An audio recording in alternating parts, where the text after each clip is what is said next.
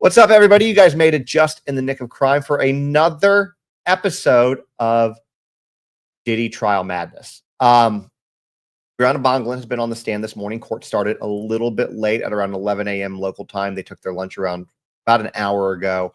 So they're just returning. But we have some very interesting things to talk to you about. Some of y'all might have even seen it because I just posted it in a short or reel or TikTok video. Diddy has been warned that he could be kicked out of his own trial. And we're going to talk about that in a second. The other things that we're going to talk about is what's kind of coming up and everything that happened in the couple hours before they went to break. It's really quite a bit. That being said, if you are watching this, I forgot to hit go live on Instagram. That's bad for them. Anyways, if you are watching this on TikTok or YouTube or just anywhere, if you're just watching this, hit the follow button if you don't already. For those of you who are so far behind, as Missy has said, and she came in on YouTube and said that, anywhere else, you come in late, whatever the case is, you missed yesterday's updates. These are all recorded live, and they are on the Sean Diddy Combs YouTube playlist. So you can always go back and watch them later. And I try to just get you guys the facts as quickly as I possibly can. So know that they're there. So again, hit the follow button. TikTokers, please tap that screen. Let's see if we can get that to 10,000. And let's go in. Now, before I kind of get into the stuff that happened just before court, why Diddy has been threatened, which is, by the way, a really big deal. The fact that he has now been threatened to be kicked out of court and have to see his not be in there for his trial. We're going to talk about that in a second, because that is a big deal for a couple different reasons. Let me just kind of give you a real quick recap about yesterday and kind of an opinion the more I've kind of thought about this. Because we were talking about Bryana Bongolan's testimony, right? And this part specifically about him holding her over a 17-story balcony. I think that could end up being one of the biggest, most important moments of this entire trial. You guys don't remember, basically what happened was she came in, Diddy was mad, yelling, "You know what the F you did?" She's like, "I don't know what the F I did." He grabs her by her under her arms, holds her over the balcony for about 15, 20 seconds or so, brings her back and throws her on the furniture. She's bruised up, things like that, right? Well, that's exactly the type of quote-unquote mob-like behavior, right, that prosecutors are needing to prove their racketeering conspiracy. Because it's not just about the abusive relationships, it's about a pattern of threats, violence, and intimidation that extends beyond just one person or one situation. And the fact that Bryana Bongolan was not even one of Diddy's romantic partners, not an employee, makes this testimony even more powerful for the government's case. Now, it's all going to come down whether or not the jury believes her during cross and how she holds up under cross, which they were brutal to her during cross, because I can already tell you, because I've read it and I put the show together. So before we get into that, just a couple more things about the Jane, who is expected to take the stand today.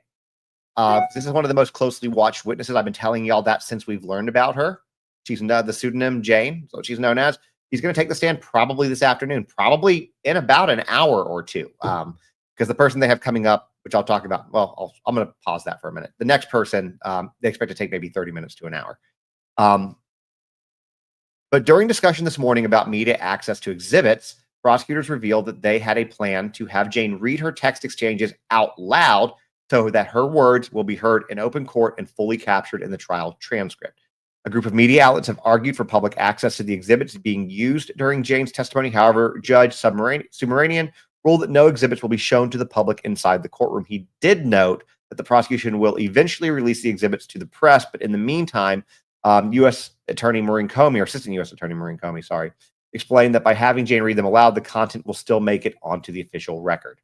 As of this morning, defense continued their cross-examination of Bryana Bongolan. Once that's complete, they are expected to briefly call Enrique Santos to the stand. His testimony is expected to be short. Now, for the record, when we first heard the name the other day of Enrique Santos, there is a well-known radio personality by the same name. And given the fact that we're talking about somebody who has music on the radio, there was a lot of confusion as to whether or not it was that person. And I'm here to just kind of clarify that it is not the same person. It is a different Enrique Santos. At this moment, I am not sure his title. He might be on the stand now and it might be out there, but at the time I made this, I didn't know his title. But what I can tell you is that he's being called strictly in a technical role to walk the jury through how the text messages are formatted and how they should be read and interpreted when Jane testifies, which typically means that he's either a forensic analyst, a technical consultant, or someone who helped extract, format, or review the phone data. So since the prosecution is using him to walk the jury through how the texts are formatted, most likely he's a digital forensic expert or analyst. possibly with law enforcement or hired by the prosecution. Now, after that, all eyes will turn on to Jane, whose testimony is shaping up to be one of the biggest moments of this trial. And remember, she's supposed to be catching an international flight on Thursday. They're worried about getting her on that, which tells me that she's going to be on the stand for a while. Now, the last couple things before we get into the cross-examination that the judge has kind of done and why Diddy has been threatened to be kicked out of his trial. And I find this one interesting. The judge raised a question this morning about Bryana Bongolan's alleged balcony incident. The judge asked prosecutors to explain how this specific event, ties into the charges against Sean Combs, which were outlined in the indictment.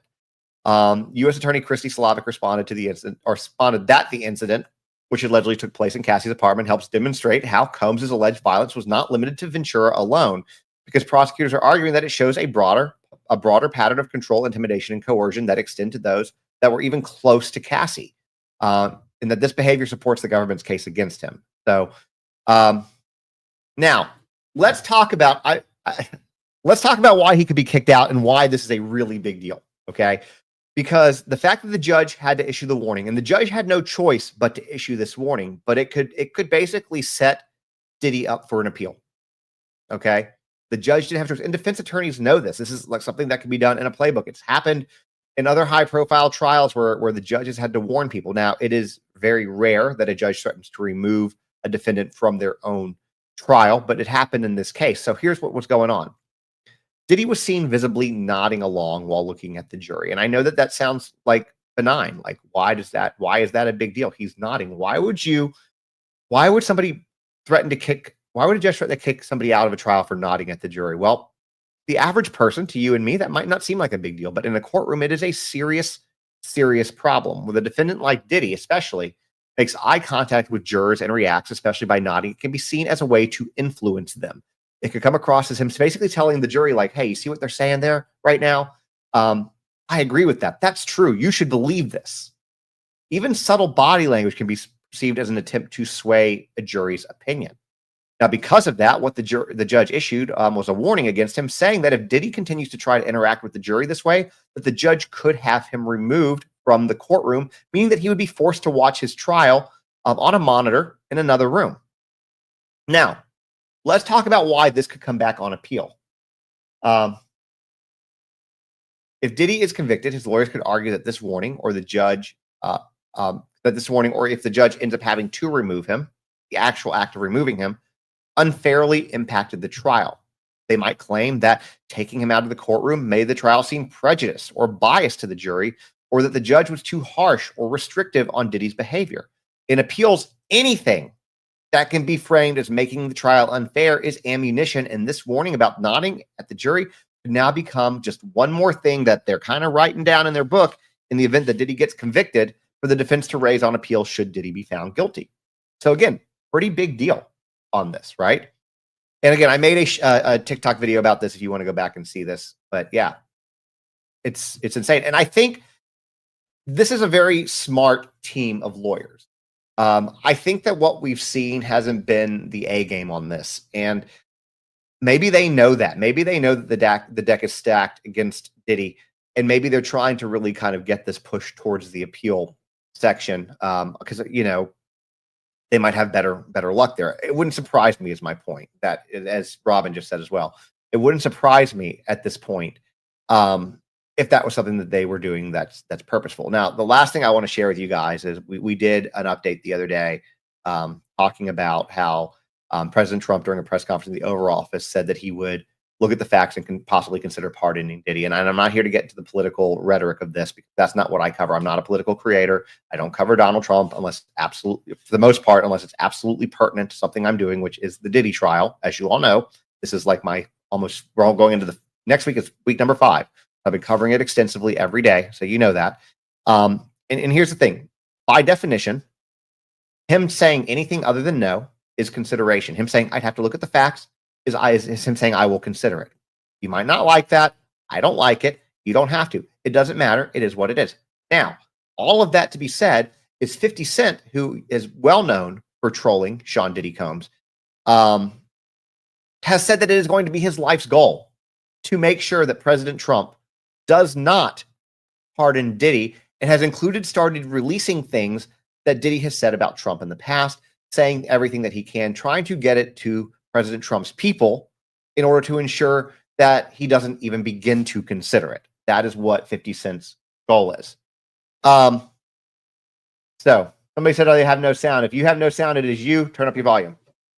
Now, that all said, let's kind of get into what's going on. And I do real quick too, in a few moments. Actually, I'm gonna do this first. If you want to, I'm gonna show a quick video that just recently surfaced of Diddy publicly berating Cassie after a performance, doing it publicly. And I'm gonna play that. So if you're on TikTok, you won't be able to hear that. If you're not able to hear that, so I'm remembering what they're saying. They're saying that there's no sound. Most people have sound, so I can't. Everybody else is saying sounds good. But if you're on TikTok, you won't be able to see it unless you jump over to YouTube. So I will give you guys a second if y'all want to see that. If not, you won't be able to hear it. It's only about 45 seconds to a minute. That's what you got. So I'm going to go ahead and get that pulled up real quick, added to the screen. There we go. And let's see. Hopefully it plays. All right, y'all are kind of coming over. I'm going to give it a couple more seconds to let you guys come over. And I think that this is kind of like, I don't know. I'll kind of discuss my opinions with it in a second. All right, I see the numbers on YouTube going up. So I'm going to go ahead and play it. If you come in late for it, you can always hit the rewind button on YouTube. All right. So let's go ahead and hit this play button. And hopefully last time we tried to do something like this, it didn't quite go loud enough, but hopefully it will. Today I want to talk about how I feel as a record executive working with young talent. When you sign somebody that's young, you have to be there with them through their ups and their downs. Homegirl Cassie right here, she had a I would say it was a whack show. She had a pretty whack show on BET. Did not perform at the level of the Bad Boy excellence, I would say. But it's very important that y'all understand that Bad Boy, we with our artists through their growth period, through their bad shows, through their good shows. We love them when their records are hot. We love them when they trip and fall. At Bad Boy, we there for people. So that was basically it. And I want to talk about that real quick. And again, if you came in late or whatever, you can watch it, on the replay. Just rewind, about a minute. This is early in their relationship, right? That was, what would it say, 2006, 2007? What was that? 2006 clip. Okay. So this is very early on in their relationship. He's being such a dick to her. Like, here's the thing. This is somebody he signed her to the record, meaning that he saw talent or he saw something that he wanted from her. He's putting out records at this point. He's putting her to perform. And even if the performance, she's a brand new performer at this point. Okay. She's probably had little guidance. I'm making assumptions here because of basically where it's at. And instead of saying like, hey, you did awesome, next time we're going to try, compliment sandwich, right? Compliment sandwich. She already she has to sit there and smile. And this is what he's saying publicly, right? This is what he's saying after they've had that talk, after they've been on BET, after they've been behind the scenes, before they come and start chatting with him and doing this interview. And this is what he chooses to say. This is not somebody who is supporting his artists. Okay. This is not somebody. Cassie is young. She's 19, 20 years old there. He's just trying to get the thing, going out on stage, giving it your all. Going out in front of a bunch of people is not an easy thing, whether it's on TV, social media, just group speaking in front of a class. It's not easy. So to put yourself out there, put your art out there, which is what she did, to then be berated is so messed up. And I know that this is just a very small sliver of kind of what we've seen coming from this and about him and about Cassie. But somebody just said it, and I didn't know this, and I figured it might have been. Somebody just said it's also noteworthy. Thank you, Haberja. I think that's how you say it. Sorry, I didn't. It's also noteworthy that this was her very first performance. Can you say nerves got the better of her? Exactly. If you had to say, you don't have to say anything public at all either. You didn't have to make that comment, right? You didn't have to do that. It was just another way to publicly humiliate and publicly shame and publicly berate her. That's what it was. And that's why, even though it seems like so small, possibly and insignificant, that's why I wanted to see it, because I wanted to show it to you guys, because it's just, It's tragic, right? Absolutely tragic. There's the pimp hat he was wearing says everything. Well, that was the early 2000s. It was just a thing, right? Anyways, so now let's talk about Bryana Bongolan, right? She's back up on the stand from yesterday. We talked about some of what she talked about. She's her, in my opinion, her testimony has been pretty solid, pretty foolproof. She's maintained composure pretty well. Defense flat out called her a liar today. That's spoiler alert. Defense flat out called her a liar today. They've been kind of rough with her. So continuing with defense, they have defense attorney Nicole Westmoreland. She's continuing to press Bryana about one of the most dramatic moments in her testimony, which is, of course, that alleged balcony incident. Because it would be terrifying to have somebody lift you up by your armpits and dangle you over 17 stories high. I personally am acrophobic. I cannot stand heights. I would never be okay again after that. She still has nightmares. She's had to have therapy, PTSD kind of stuff, right? Because it's terrifying. So Westmoreland directly asked Bongolan if her friend Cassie had witnessed Sean allegedly dangling her over the balcony. Bongolan responded that she had heard Ventura's voice during the incident, but she could not speak for what Ventura saw. Westmoreland then suggested that Bongolan had previously told prosecutors multiple times that Ventura did witness the incident. She said, I spoke to them, but again, I don't recall. Westmoreland also zeroed in on inconsistencies between Bryana's original lawsuit and her current testimony. Under questioning, Bongolan admitted that her first attorney had made mistakes in the initial filings, including falsely claiming that Combs had SA'd her. You're aware that in one of the demand letters, he alleged Mr. Combs grabbed and squeezed your breast so hard that you had bruises. Many of the things he said were incorrect. Now, bear in mind, this was an attorney that she fired. She fired before she spoke to the state. She fired basically immediately after the lawsuit was filed, and she saw all the things that were inconsistent or not correct that this person put into that lawsuit. She fired that attorney immediately. So long before state approached her, long before this was a trial, she fired that attorney. But they keep coming back to that saying, well, in your lawsuit, this was false. In your lawsuit, this was false. Well, yeah, of course it was false. This guy made shit up, which is why I fired him. That's basically what she keeps saying. She also talked about how she continued to encounter Combs occasionally after the alleged incident, which happened in late September of 2016, but said that she kept trying to distance herself from him, trying to limit those interactions when and if she could. She asked Nicole Westmoreland asked Bongolan directly if she had been afraid to be around Combs following the instance, and she said, "I kept my distance." Under further questioning, Bongolan confirmed that she attended one of Combs' concerts on October 4th, 2016. I don't think I was around him most of the time. She also acknowledged that when she went to a private club event rented out by Combs the following night on October 5th, Westmoreland asked Bongolan if Bongolan wore her neck brace to that event. She replied, "I probably should have, but I didn't." So again, I get what the defense is trying to do. Like, you were so hurt, but you didn't wear your neck brace. Well, you're at an event where there's going to be a lot of people and paparazzi. I'm just trying to be logical here. Like, I'm not trying to sit here and I'm trying to use common sense, right? Like, you're around a bunch of, very high profile people. You're renting out a private club. There's going to be paparazzi probably seeing you. You're going to be around all these, you yourself are a fashion designer and trying to work in that industry as well. Do you really want to be answering questions about why you have a neck brace on at a party that this guy's hosting? No, of course not. Nobody wants to do that. Nobody wants to do that. And real quick side note, I'll say this again. If you are coming in late, do me a solid. Hit that follow button if you don't. Tap that screen if you're on TikTok. Hit the like button, whatever. That all helps me out. It's free. And if you came in late, this is on YouTube. You can go back and watch it. Just so you know, just rewind it. It's on the Sean Diddy Combs playlist. Now, then Cross went on to the substance uses, because if you were here yesterday and you were there for the recaps yesterday, you know that there was heavy substance usage between Cassie and Bryana Bongolan. They got high a lot. And they talked about it to the point that they had a problem. She admitted that they had a problem. But they confronted her specifically about text messages that she had sent to Cassie following the alleged threat from Sean Combs. The messages were sent about a month after the incident at an April 16 photo shoot, included photos of substances. Bongolan testified that the images do appear to show substances, though she said she was unsure exactly what type they were. She also confirmed under questioning that she and Ventura had continued their friendship as usual during that time, even in the aftermath of the alleged threats. The defense also introduced a message that Combs had been sent, Combs himself had sent to Bryana, which was read aloud in court. In the message, Combs wrote, quote, "If you're going to do K with her, at least have her back," referring to ketamine.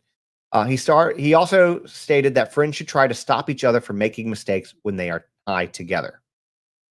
Yeah, that's the pot calling the kettle black. Maybe take your own advice, Diddy. Anyways, Westmoreland then asked Bongolan if she believed that Combs was encouraging her to help Cassie stop using so many substances, and she said, "I can't speak for him." Defense then goes back to the balcony and questions the timeline of it. So, because again, they're trying to poke holes in her story to show that she's not credible, she's not reliable. That's what they're trying to do. So she argued that the event could not have occurred when Bongolan claimed because Sean was traveling on the East Coast at the time for his Bad Boy Family reunion tour and Cassie was with him. According to the defense, Combs performed in Newark, New Jersey on September 25th, 2016. The next day, on September 26th, 2016, Combs and Ventura attended an event in NYC. Bongolan had linked the alleged balcony incident to a photo of a bruise on her leg, which she testified was taken just hours after the altercation. Metadata from the phone showed the photo was taken on the morning of September 26th. In an effort to further challenge the timeline, Westmoreland presented the jury with hotel records under the name Frank Black from the Trump International Hotel in NYC. The records included dining receipts, which were dated September 25th and 26th. The hotel check-in was recorded as September 24th with a checkout date of September 29th. You agree that one person can't be in two places at the same time? Defense asked. In theory, she responded, "I can't answer that one." So then defense gets to the end of it. Okay? Nicole Westmoreland wraps up her cross-examination of Bryana with a series of pointed, failed questions. She asked Bongolan to confirm that Mr. Combs did not cause you the injuries that you showed us that we saw on your phone with the metadata from September 26, 2016. I can't agree with you. Her final question pressed even harder, saying, "You came here and you lied to the ladies and gentlemen of this jury. You came in here and you lied to the ladies and gentlemen of the jury." Again, Bryana replied, "I can't agree with you." With that, cross-examination was over. Now, this is when redirect starts. So during redirect, Bryana testified that she and Cassie had only one conversation about Cassie's lawsuit before it was filed in November of 2023. According to Bryana, Cassie asked if she could name her in the complaint in connection with the alleged balcony incidents. Bryana told the court that she did not know what specific information would be included in Ventura's lawsuit. She also testified that after Cassie's lawsuit was filed, that she told Cassie that some of the details in the complaint regarding the balcony incident were incorrect. Bongolan said that during that conversation, she explained to Ventura exactly what happened to me. Then, Madison Smizer asked Bongolan whether she had testified truthfully to the best of her recollection about the alleged incident on Cassie's balcony. She said yes, adding that while she does not remember every single detail, there are parts of the incident that she will never forget. "I will never forget him holding me on the balcony." She also testified that she was terrified in that moment. When asked whether she knows the exact date of the alleged incident occurred, she said no. When asked why she did not know the exact date, she said because it was a while ago. It's been almost a decade, y'all. In closing redirect, Bryana was asked by prosecution, regardless of the exact date, "Do you have any doubt that Mr. Combs held you up on that balcony on the 17th floor?" "I have no doubt." Before Bryana's testimony concluded, Nicole Westmoreland briefly asked her one more question. She asked whether she viewed the lawsuit against Combs as an opportunity to become a millionaire. And again, she answered, "I can't agree with that." The defense pointed out that Bongolan is seeking $10 million in her civil lawsuit, then asked whether Bryana cared about becoming a millionaire. And she said, "I care about justice." Now, that was her finishing her testimony. That was it for the day, right? That was it, or for the midday. So I think that this testimony is powerful. I really do. You know, you got to think that while you have to rely on some external factors like metadata or different things that are coming from your phone or whatever the case is, you're talking about almost a decade ago when this occurred. You're not going to remember every detail. Some of these people are going back 20 years. The issue when you, and we talked about this before, guys, when you deal with trauma, when you're talking about trauma, you remember specific events, but you might not remember the intricacies. You might not remember dates. You might not even remember how old you were at the time that it happened. I know I can speak to this firsthand, but I still think that when you have somebody that is so vehemently sure about something happening, like being dangled over a balcony, like what she has no reason to make this up. She didn't want to testify. She had to get immunity in order to testify. This is not something that she wanted to talk about in federal court. Yeah, somebody said, and somebody put it out, and she was on substances. Great point, Leftwich. Great point. She was on substances, right? So there's a lot of things like, again, I'm flat out. I'm biased in this case, right? I think Diddy is guilty as sin. There's no doubt about that. I think that most of y'all watching this feel the same way. Do I think he deserves a fair trial? Yes. Do I think he's a complete and utter asshat? Absolutely. And he's abusive. The point becomes is, can they prove RICO? And this particular testimony is very important to that. Proving RICO, proving trafficking. That's what they're trying to do.